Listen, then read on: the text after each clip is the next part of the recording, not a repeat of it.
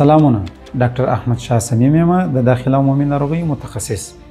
دا چې نن د شکرې نړیواله ورځ ده، غواړم چې وپوهیږو موږ ولې شکره کیږو.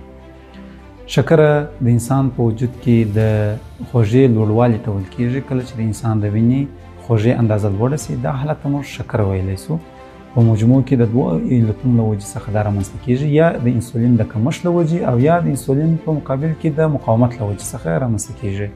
د انسولین وظیفه دا ده چې د انسان د وینې د جریان ګلوکوز و نورو حجراتو ته داخلوي. هره ورځ په افغانستان کې د شکرې واقعات زیاتیږي. ولې زیاتیږي؟ راځئ چې پر علتونو خبرې وکړو.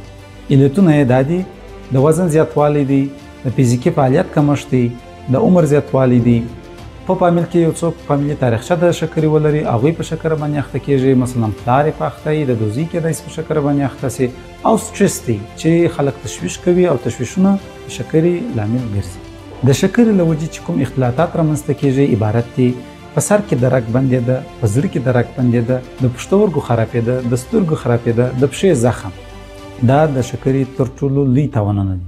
څنګه کولای سو چې د شکرې د اختلاطاتو یا تاوانونو څخه مخه ونیسو؟ لومړی، وخت په وخت باید خپل شکره چک کو.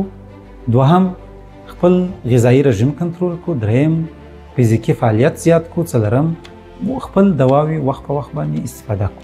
اصلا شکره پر دوه ډوله ده، چې یو په یو کې د انسولین مکمل کمښت موجود وي چې هغه په کوچنیانو کې رامنځته کیږي او ټایپ 1 شکره ورته وایي، او په بل ډول کې په انسولین کې د انسولین په مقابل کې ريزسټنټ رامنځته کیږي یا مقاومت رامنځته کیږي یا نسبي کمښت رامنځته کیږي چې دا ډول یې په غټانو کې رامنځته کیږي.